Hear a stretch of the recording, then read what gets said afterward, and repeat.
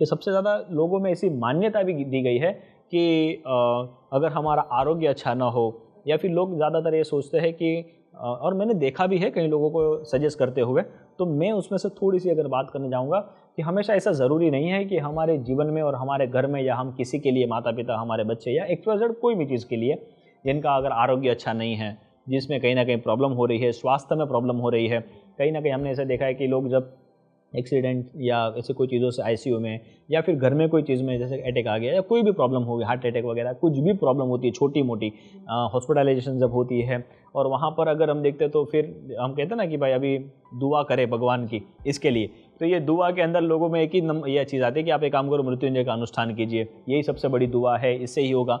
मैं ये कहूँगा सिर्फ उसके लिए नहीं है ये चीज़, उसके लिए 100% है, लेकिन ऐसा नहीं कि सिर्फ उसके लिए है। जी हाँ, उसमें भी बहुत प्रकार है, थोड़े से वो भी जानने की और जानकारी देने की आवश्यकता आपको होनी चाहिए, समझने की चीज़ें होनी चाहिए। ये जो मृत्युंजय का मंत्र है उसको आप कर सकते हो। उसके बाद और एक मंत्र है जिसका चैंटिंग भी आपको करना चाहिए, वो है ओम त्र्यंबकम यजामहे सुगंधिम पुष्टिवर्धनम उर्वारुकमिव बंधनात् मृत्युर्मुक्षी यमामृतात्। ये एक जो मंत्र है ये भी भगवान शिव का, उसको भी हम महामृत्युंजय जाप कहते हैं।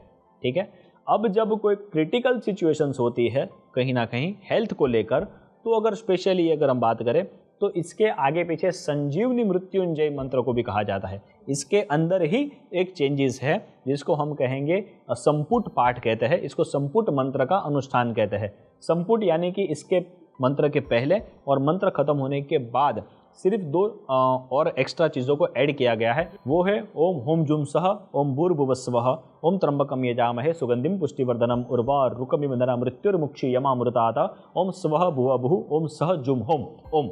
इतने एक इसको कहते हैं महामृत्युंजय और संजीवनी मृत्युंजय का मंत्र है। इसका भी अनुष्ठान कैसे किया जा सकता है ये भी समझाने की कोशिश करूंगा। हो सके तो भगवान गणपति की आराधना के साथ भगवान शिव की आराधना करें। आप इसको घर पे भी कर सकते हैं, मंदिर में भी कर सकते हैं, पंडितों के पास भी करवा सकते हैं, खुद भी कर सकते हैं। अगर ऐसी कोई बड़ी प्रॉब्लम या बड़ी सिचुएशंस आती है तो कम से कम 1.25 लाख मंत्रों का अनुष्ठान लिखा गया है। जी हाँ, पंडितों के पास कराए तो बेटर रिजल्ट प्राप्त होता है, क्योंकि उसके लिए एक साथ में 5-11 पंडित वगैरह बैठकर 5 दिन 7 दिन जैसे भी उसका समय अनुसार हो, क्योंकि मेन जो है टाइमिंग नहीं है, मेन जो है उनका 1.25 लाख यानी कि जो जप संख्या है वो कंप्लीट होनी ज़रूरी है। समझ गए? अगर वो कंप्लीट नहीं होती तो उसका कोई अर्थ नहीं गिना जाता। तो एक अनुष्ठान का नियम बताया गया है, वो नियम के अनुसार कम से कम 1.25 लाख मंत्रों का जाप होना ज़रूरी गिना जाता है। राइट? अब ये बात ये हुई कि जब अब पंडितों के पास कराते तो उनकी जो स्पीड है, उनका जो शब्द का उच्चारण है, उनकी जो परफेक्शन है, वो ध्यान देना ज़्यादा ज़रूरी होता है। मैं हमेशा बात करता हूँ कि कोई भी मंत्र, कोई भी पाठ, कोई भी क्रिया, कोई भी शास्त्र की बात करें तो उसके अंदर सबसे ज़्यादा चीज़ है आपका पवित्रता, और साथ में जो ये चीज़ें बनती है हमेशा कि अगर मंत्र है या श्लोक है उसके अंदर शुद्धता बहुत होनी चाहिए। तो ये त्र्यंबक मंत्र की बात करेंगे तो इसका अर्थ है त्र्यंबकम यजामहे। तो जैसे मैंने कहा कोई भी देवताओं की जब शिव जी की बात करते हैं तो उसमें एक त्र्यंबकम, हाँ, जैसे उनको हम नमस्कार कर रहे हैं, सबसे पहला है त्र यानी 3, अम्बक हाँ यानी कि आँख वाले। तो भगवान शिव को कितनी आइज है? 3 आँख, बराबर जी। तो इसको हम कहते हैं त्रिनेत्र। तो ये त्रिनेत्र वाले जो भगवान है, भगवान शिव, तो उनका एक हमने फिर से एक नाम बढ़ा दिया, इसीलिए कहा त्र्यंबकम यजामहे सुगंधिम पुष्टिवर्धनम। यजामहे यानी कि जिसकी मैं याचना करना चाहता हूँ या चाहती हूँ, जिसकी मैं जो शिव की याचना करना चाहती हूँ, वैसे भगवान शिव सुगंधिम पुष्टिवर्धनम। सुगंधिम यानी कि तीनों लोक में जिसकी सुगंध प्रसुरित है।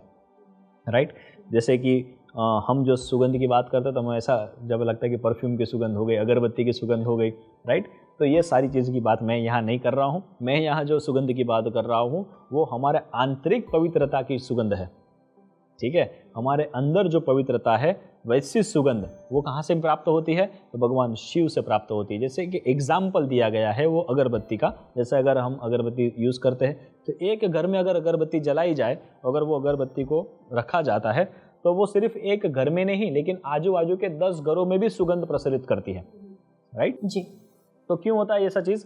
तो बोले वो एक हो रहा है लेकिन इफेक्ट आजू बाजू 10 जानों को भी मिल रहा है। तो वैसे ही शिव या कोई भी देव, परमात्मा एक ऐसा तत्व है जो एक जगह पर होने के बावजूद भी उनकी जो सुगंध है वो तीनों वो जो सुगंध है वो तीनों लोक के अंदर प्रसारित है।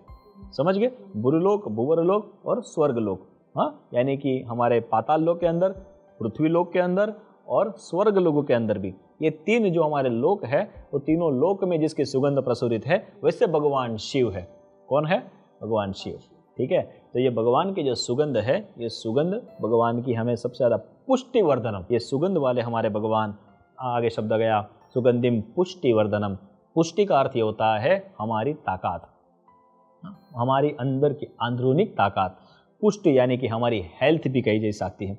जैसे हमारे जीवन में हमारी हेल्थ अच्छी होनी चाहिए, हमें उससे पुष्टि की प्राप्ति हो कोई भी चीज़ से। यानी कि एक हमारे शास्त्र में पुष्टि मार्ग वाला भी एक मार्ग दिया गया है, हम उसके बारे में ना बात करेंगे। लेकिन एक पुष्टि का अर्थ यहाँ पर ये होता है कि हमें कोई भी चीज़ की अगर खातरी हो जाती है, 100% कन्फर्म हो जाते हैं, तो हम कहते हैं कि ये बात की पुष्टि हो गई है। ठीक है, तो ये पुष्टि, ये हमारे जीवन में जो पुष्टि है वो कौन सी पुष्टि है? तो बोले हे परमात्मा, ये सुगंध वाली पुष्टि है, या फिर मैं ये पुष्टि करना या करनी चाहती हूँ, ये शिव जी से मैं मांगना चाहती हूँ, जो मैं मांगने वाली हूँ वो मुझे मिलेगा, उसकी पुष्टि यहाँ पर हो रही है। इसके लिए पुष्टि वर्धनम, उसमें भी बढ़ोतरी होनी चाहिए। वर्धनम यानी बढ़ना चाहिए, समझ रहे हो? वो पुष्टि भी हमारी बढ़नी चाहिए। अंदर की जो हमारी श्रद्धा है, हमारी जो भक्ति है, जिसमें हमें परमात्मा के ओर ले जाने वाली ताकत है, वो भी बढ़नी चाहिए। तो उसको कहते हैं पुष्टि वर्धनम। उर्वारुकमिव बंधनात्। फिर अभी हमें हमारा जो चाहिए उसके ऊपर आ गए। हमने भगवान की स्तुति तो कर ली, लेकिन इंसान जो है ना, इसीलिए भगवान की स्तुति करता है कि कहीं ना कहीं कुछ मांग पाए। ठीक है, तो उर्वारुकमिव बंधनात्। हाँ, उर्व रुकमिव, तो ये जो शब्द है, ये कहने का अर्थ ये होता है कि जैसे कि एक ऋषियों ने जैसे इसकी बात कही उर्वा रुकमिव, तो जैसे एक ककड़ी की बात कही जिसको हम इंग्लिश में कुकुम्बर कहते हैं, बराबर। तो वो जैसे अपने छोड़ पे से, जैसे अपना जो उसका झाड़ होता है पतला सा, तो जब वो अपने आप पूरी तरीके से परिपक्व हो जाती है, पूरी तरह से बन जाती है, तो वो अपने आप वहाँ से टूटकर नीचे गिर जाती है, उसको तोड़ना नहीं पड़ता।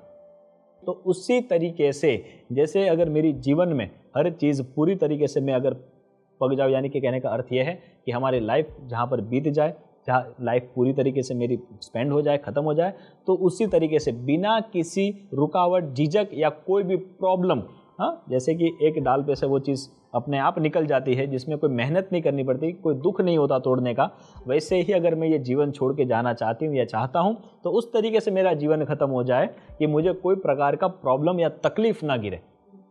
ठीक है, एंड टाइम पे हमने देखा है कई लोगों को जिससे बेड रेस्ट हो जाते हैं, बहुत सारे प्रॉब्लम्स हो जाते हैं, जैसे कि हम कहते हैं कि मौत मांग रहे फिर भी नहीं मिल रही है।